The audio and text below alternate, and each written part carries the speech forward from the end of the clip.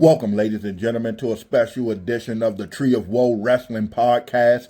I am the Black Patriot. Hey, I'm Mark from MD. Check out my podcast, Cut My Music Wrestling. I really appreciate you. And this is the Wrestling Podcast, where we always put wrestling first because wrestling is the number one priority. Always. And today's episode, we're going to just prove to you guys that not only are we smarter than AI, we're smarter than Triple H. Because you know WWE use AI for their booking. So today, we're going to fantasy book Backlash. Show you what a real wrestling pay-per-view supposed to look like. And this is basically going to really just show you that this stuff is done on purpose. If we can come up, we do not have years inside of the business with wrestling fans from childhood who just love this product. And we've consumed so much of this stuff that we feel like we're to the point that we feel like if you put us in the ring, we can somewhat be competent in the moveset or maybe put on a match. That's how confident we are in our ability or how long we've been watching this product. And I'm a writer by trade, so I know if anybody that actually cared about the product and cared about fan engagement, they could write a better show. And this is done on purpose. Like a lot of these people that are writing or coming up with, so I'm putting quotes on creative, a lot of these people have 30, 40 years in the business. And so they've seen the high and low points. They know what works and doesn't work. So for them to be putting out this product that they're doing now, the continuing Vince's reign of terrible product, of putting out terrible product, this is done on purpose. This is not your normal everyday incompetence. Seriously. And everybody likes to talk shit on Triple H, Paul Levesque, McMahon. But let's keep it real. This dude was number 3 during the Attitude Era. You cannot tell me he does not know what works for wrestling. Exactly. I cannot comprehend or even process that thought that this dude does not know what the hell is going on. This is done on purpose. He has set himself up to be the main guy because he's on every talk show. He's on every podcast. On video games. He's on Sports Center, video, voiceovers, anything. Voiceovers. Multiple. He's everywhere. So he set himself up to be the face. So which is telling me that if he wanted to make somebody else the face of the company, he could if he wanted to.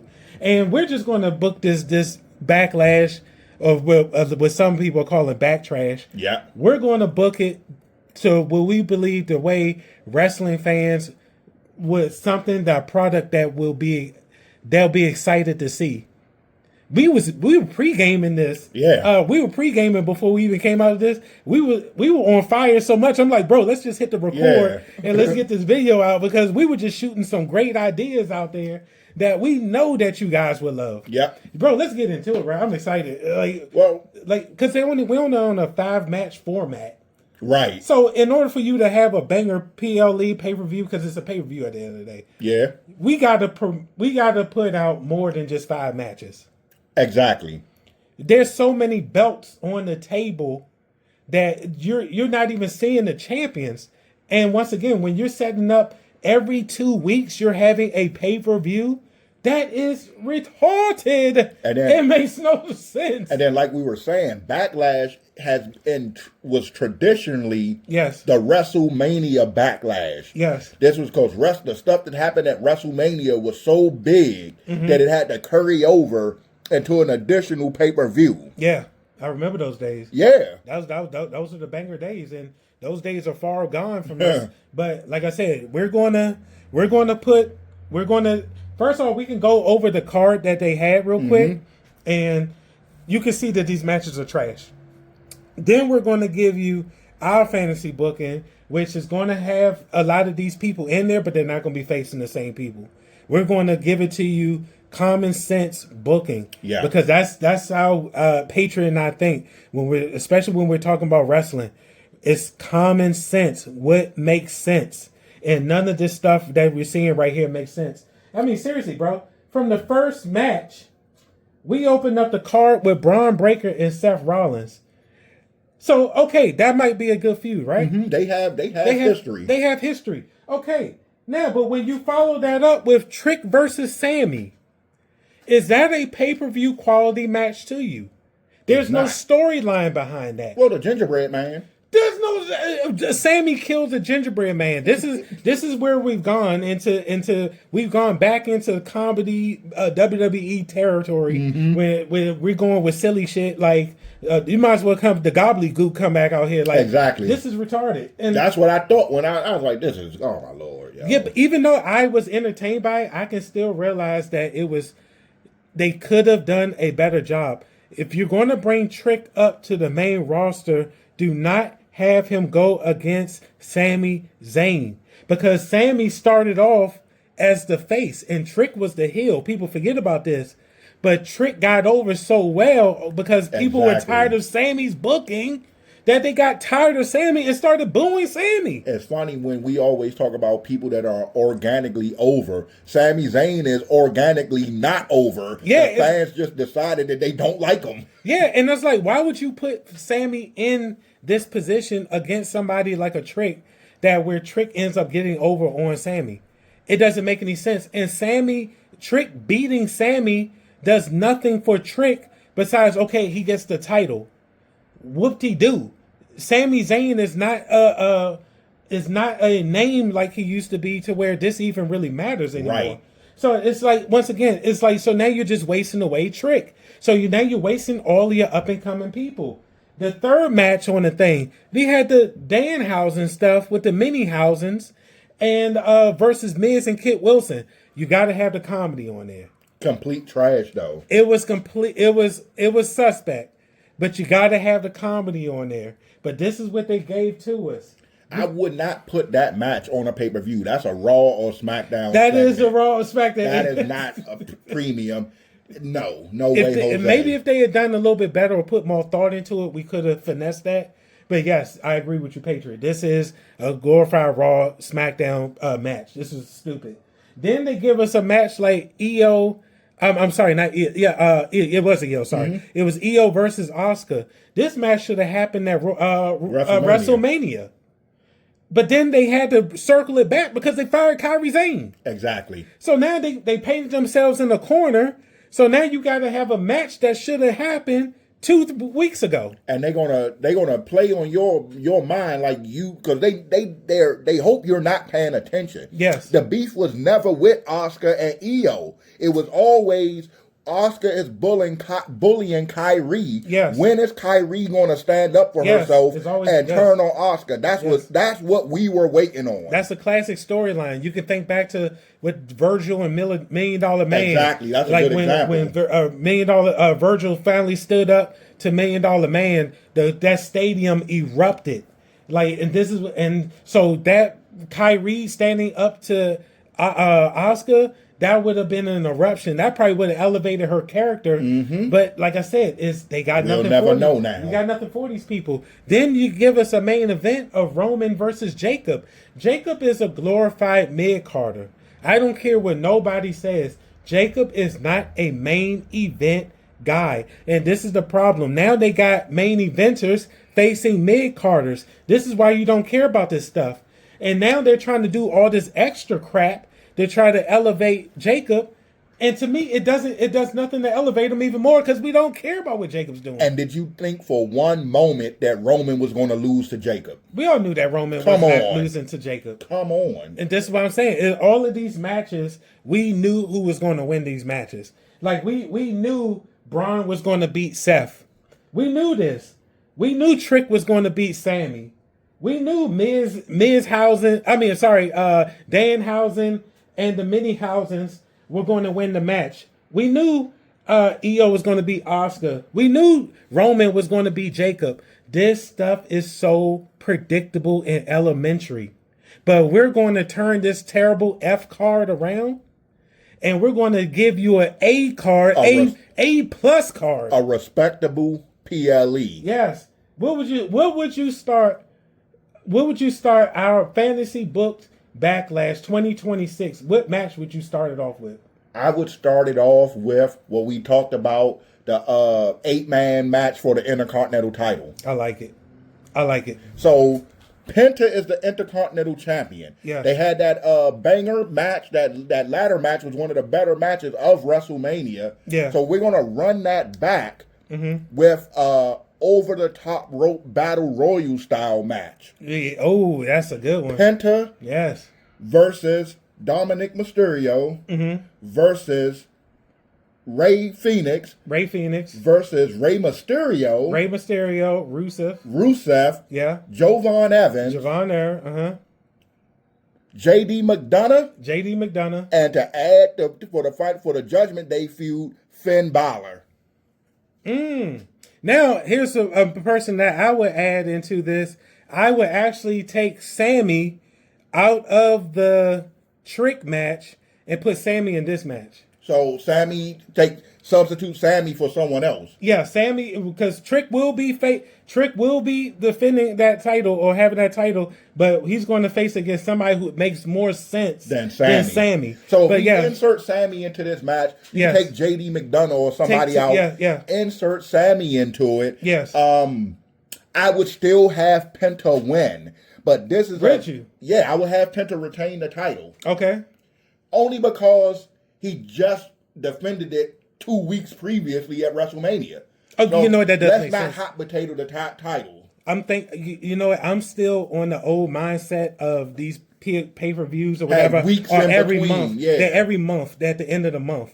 I'm still on this mindset because at least when it's at the end of the month, that gives you 3 to 4 weeks to build in something between up. To build something up. And so you using Raw and SmackDown to elevate people's storylines to get you interested in what you want to see. When you're doing 2 weeks in between, there's no time to build anything. Everything feels rushed. It does feel rushed. Yeah. And that's why these pay-per-views don't feel premium. Yeah, and they're not premium. There's nothing premium about it. I wouldn't pay $30 for this crap. So that collection of wrestlers, you know they're going to give you a banger. Yeah. And instead of being pinned, the last one standing wins. The last person to throw the match over. That's over the top, yeah. Who would you have it come down to the final two? It would be Penta and you know what, just for shits and giggles, I'm not a big fan of him, but he's the only one I could see being somewhat credible in this match. It'll probably be Sammy. Okay. Because everybody else to me is just a under jobber. It's worse than Sammy. I mean, Rusev. I'm about to say they're not doing nothing Rey with Fenix, Rusev. They're not doing nothing with Rey Fenix. I mean, seriously. So it'll be Penta and Sammy. I might even just have them feud for a little bit and just have them do something instead of putting Sammy in a profile match with Trick, because you got to remember, Trick is a great talker, and when you have a great talker against somebody who's generic or not really that good on the mic, that great talker is always going to get over. Whoa, time out. Mm-hmm. You can say what you want about Sammy. Sammy is better on the mic than Trick. Sammy is not better on the mic than Trick. Sammy cuts way better promos. His cadence is better. I would disagree with you on that. He sounds like he knows what he's talking about. Trick cuts entertaining promos to a certain extent. Trick sounds like he's reading a script, like he's trying to remember what he's supposed to say. That's one that we strongly disagree on. But like I said, we definitely agree on this match. This should be the opener match, and Penta, I think this would be entertaining. And Penta should retain. Yeah, I give you that. He's actually the only mid-carder on Raw that they're actually doing anything with. Yeah, and it's pretty sad because we knew he wasn't going to lose the ladder match at WrestleMania. We called it. Yeah. So that's match 1 of our Backlash booking. Tell us what you think about that one, and what would you say would be match number 2? I would keep the because match 2 on the Backlash card was Trick versus Sammy. I personally would take Sammy out of that and put Carmelo Hayes versus Trick. So Trick for the United States title, Trick Williams versus Carmelo Hayes. This is an NXT feud. They got the rivalry. They got the history. It has the history. This is a callback match. That's a good match. I would go with that too. And they were doing the backstage segments where they had them interacting with each other, alluding to the previous history that they had with each other. So I think that, and Carmelo to me is a great talker, and I think he can keep up with Trick. So there will be no Trick getting people on his side. I think it'll be a back and forth thing. Now, this is a face versus face. So we would have to find a way to get Trick back to heel. Because through the Sammy Trick feud, it turned him face. Everybody just turned on Sammy. Sammy got turned heel. But he's still coming out as a face, even though he's getting booed. It's for his real fans. So that will be the second match. So we'll open the match with the over the top. 8-man over the top for the Intercontinental title. I love that. The great idea. And the second match will be Trick versus Carmelo Hayes. I think that's awesome. With that, and also, so what will be a third match? I think I would keep the Braun versus Seth match. But so you would take that instead of that opening because that opened Backlash. That would be the third match. You put that. Okay, I like that. That is. I like that. That's good. Braun Breaker turned on Seth Rollins. Yes. So that's the story. Yes. Seth Rollins has a meaningful reason to be pissed at him. Yes. Yeah, I would keep that. But instead of it being just a regular match, maybe let's add some gravitas to this. It's a premium live event. Maybe it's a first blood match or a last man standing. That's a good one. Yeah. Let's go last man standing. I like that. We can go last man standing, Seth, Braun. I think that would be a banger. Would you have Braun Breaker still go over on Seth? Yes, because I think Braun needs it. He needs the dub more than Seth does. Exactly. So that was actually decent booking on WWE. They recognize that Seth has been there, done that. Mm-hmm. If we want to build new stars, you have to start giving these new stars wins. So yes, Braun Breaker will still go over, beat Seth Rollins in the last man standing match. Yeah, perfect. I love it. That's perfect. That is perfect. I would watch that. And what would you do with number 4? What would number 4 match be? I would have Becky Lynch defend her women's Intercontinental title. That's a good one. And who's she fighting? But who's she defending against? I had 2 ideas. Mm-hmm. Either 1-on-1 versus Sol Ruka. Okay. But that means they would have to have 2 weeks to build Sol Ruka. I know, and she already lost to Liv Morgan. She already lost to Liv Morgan, so we got to get somebody who's established. Then my second idea was, and this is because Judgment Day, and they've been teasing maybe Roxanne might be the one that actually turns and joins Finn. Then to add tension to that feud, Becky versus Raquel versus Roxanne for the women's Intercontinental title. Oh, that sounds like a banger. Guys, when I tell you that we use common sense, we use common sense and we are true wrestling fans from the beginning. If we can sit here and brainstorm this crap off the top, we just sitting here talking off the top. If we can come up with this stuff, there is no reason why WWE and those writers cannot come up with this. A staff of writers. Yes. Creative board. You seen what's that show? Unreal. You seen the board? A staff all in the same room. Yeah. But we're just 2 wrestling fans basically spitballing right now. Yeah, come on. We going off the top, guys. We got no script. Come on. We got no script. This is off the top. So they are screwing you over on purpose. Yes. And so after we have that match, we'll be after that. If we gonna keep the comedy, this could be the bathroom break moment. Have the Miz and Kip versus Danhausen and Minihausen. I think you got to have Danhausen on there. He's a top merch seller, which is crazy. Which is understandable because he's a comedy. I think Danhausen is up there because Danhausen is interjected comedy in a place that is devoid of comedy. It seems like the only comedy that was coming out of WWE was from R-Truth. Right. And that was just dummy comedy. Well, I mean, like him just acting like an idiot. The shows have been comically bad. They are comically bad. They're funny to laugh at. But ain't nobody laughing. That's the point. Ain't nobody watching to laugh. So you got to have viewers to actually laugh at this crap. So, yeah, I would put this match in intermediate to bridge between. Okay. Yeah, you know. I like that. Okay, we got the comedy in there. Okay. And so what would be after that? After that, I would throw in maybe a tag match. That'd be good. Because none of the mid-card titles were on this show. So we've already added the Intercontinental title match for both men's and women. So maybe a tag title. That'd be good. Who are you thinking about?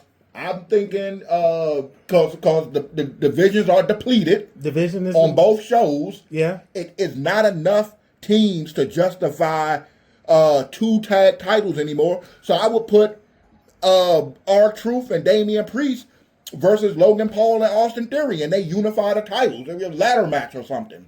I like that, a unification match. Yeah, a unification of the Raw and SmackDown tag title.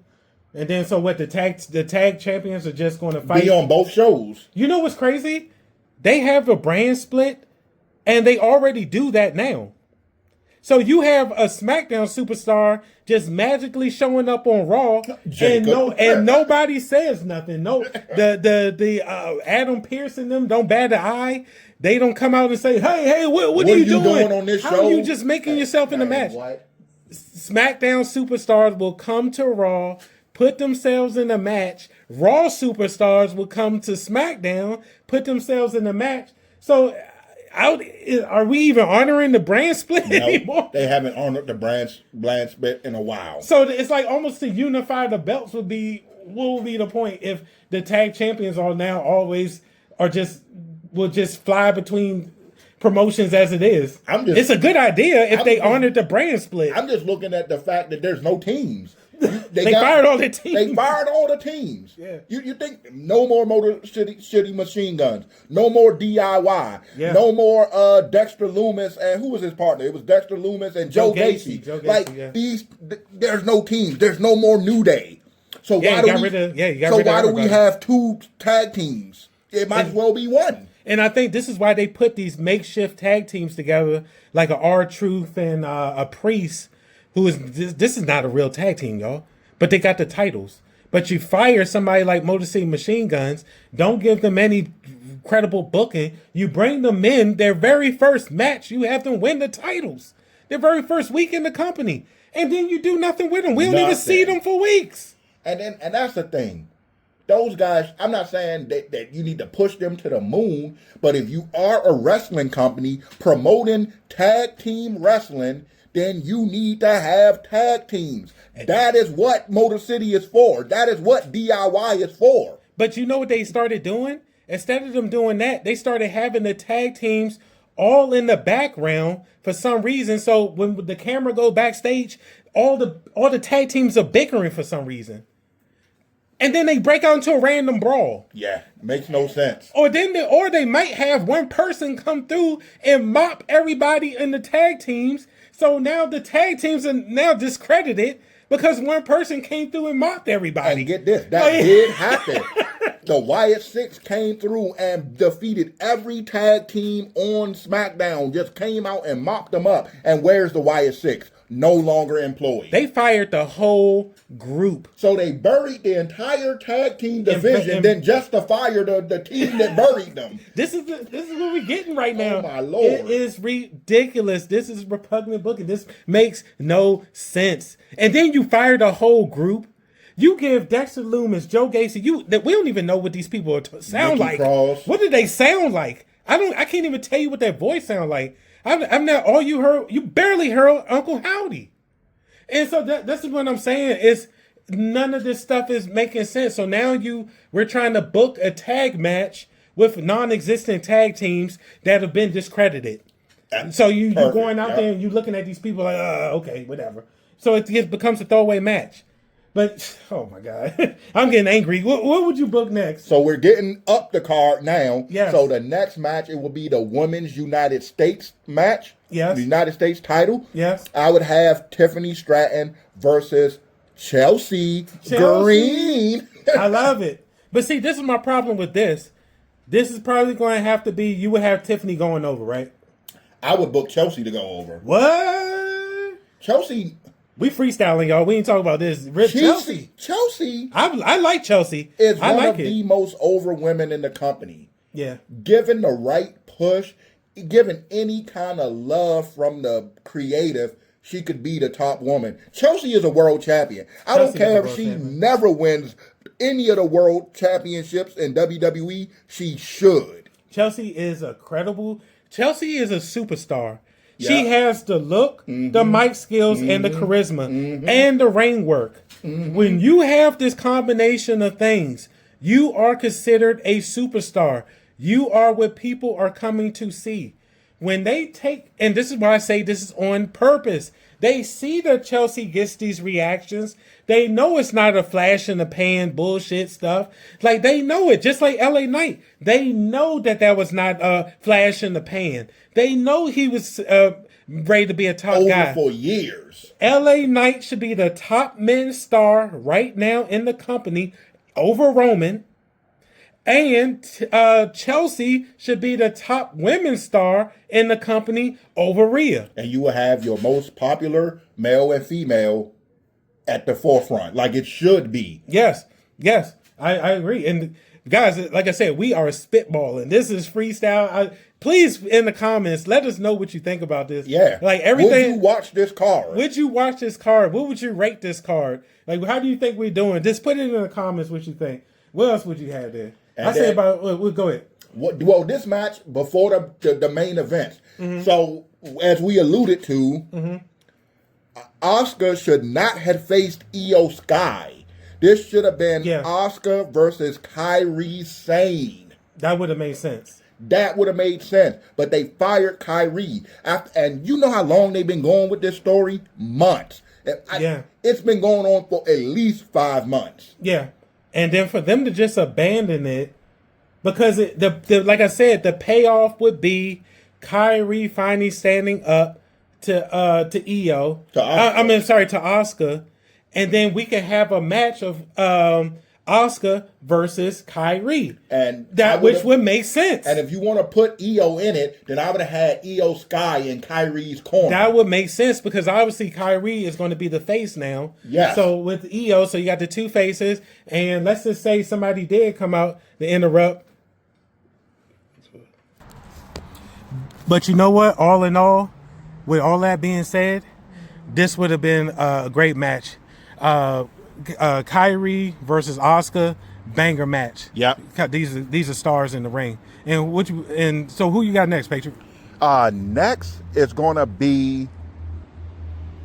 I would have to go with Rhea Ripley. A women's title? Yep. World title? Okay. The WWE Women's Champion should be on the show. Triple threat, okay. It's going to be Rhea Ripley versus Jade Cargill, the former champion, versus JC Jane, who has proven herself to be like the biggest heel in the women's division. And that would actually be good because you can actually start a feud with Jade's faction versus JCJ faction. Yeah. Because, I mean, let's think about it. Why aren't they doing that? Because that would be, in current WWE, that right there is heel versus heel. And that fits perfectly right into the modern day booking.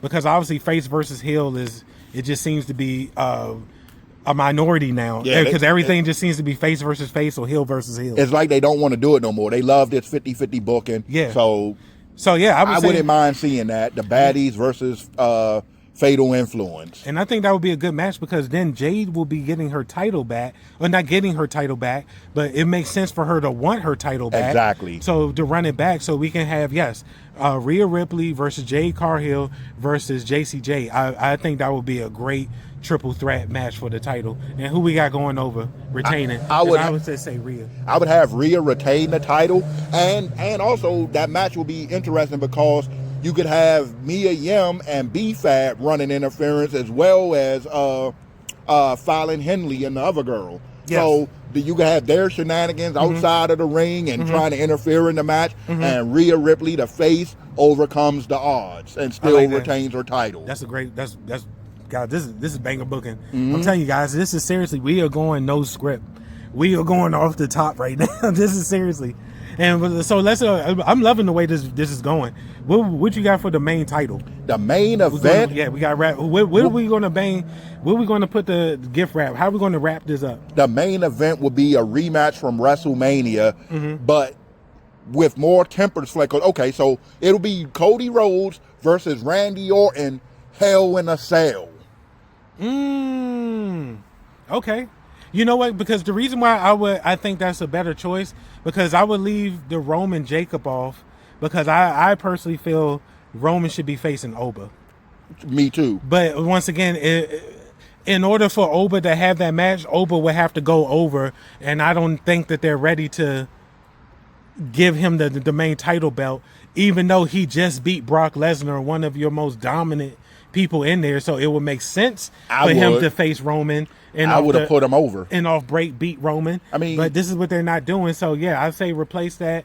And I like the Cody Rhodes idea. When you beat Brock Lesnar, you should be elevated to the main event automatically. But right now, that's neither here nor there. Especially when you beat him in like 4 minutes. Like, yes. So basically, he squashed Brock Lesnar. Yeah, and now they got him in open challenges. So I don't see. I think that a better idea is what you came up with Cody and Randy running it back. And here's the thing: why would Randy just take a L and disappear? Yeah, Randy disappeared after WrestleMania. Don't you think he would want to try again to be the WWE champion? Yeah. And since that match at WrestleMania ended with Randy Orton punting Cody in the face, in my fantasy booking, Cody is the one that demanded this match. Yes. You want to kick people in the head? That would make sense. He's the face. Because he gave it, I mean, that shiner is still there. Exactly. And that was weeks ago. That was about three weeks ago. So Randy kicked the shit out of this nigga. Yeah, he almost could have blinded him. So that would be perfect fuel for Cody, because an amplified Cody coming out cutting the passionate promo, that gets you fired up, and that's what you like to see. And Randy coming back out and I would have Randy go over. I would too, because Randy should have went over at WrestleMania. I believe that too. And that he should have been a 15-time champion, 15-time world champion. Maybe that would have put it too close to Cena, so they didn't want to pull the trigger on that. So they kind of pulled back on that. And also you got to put into consideration, they probably decided to keep the championship on Cody because Street Fighter promo is coming out. Oh, yeah. And so Roman has to be the champion. Yep. Cody has to be a champion. And they're not going to beef with each other. Yo, that makes sense because their movie is about to come out. Yeah. So you have your two world champions are both movie stars. Exactly. Perfect. There you go. Yep. Yeah. And guys, this is a straight fantasy booking. We gave you more than 5 matches. This was matches that make sense. We explained the story behind them. We explained the feud behind them. I think we did a better job than with these people who are getting paid over $200K a year. Definitely better than Triple GPT. Yeah, this is terrible, but yes, I personally feel, and I'm not just saying this, I personally feel this card right here is an A+ banger card. Yeah, I would watch this. And guys, if you feel the same, or if you don't, let us know in the comments. Yeah, put this in the comments. Let us know. Let us know, man. Yeah, we want to know what you think, because we do care. And guys, that was our fantasy booking of Backlash 2026. Yes, not back trash. Backlash. This is Backlash, because this is a good card. What we just previously with those 5 matches that we talked about, though, that was back trash. Back trash. This is Backlash. Yes. Guys, I'm the Black Patriot. Hey, I'm Mark from MD. Remember, check out my podcast, Cut My Music Wrestling. Cut My Music Wrestling. Hey, I'd love to hear from you guys. Guys, this has been the Tree of Woe Wrestling Podcast. Thank you very much. Peace out and stay safe. And remember, like, comment, share, and subscribe. We appreciate you. Peace.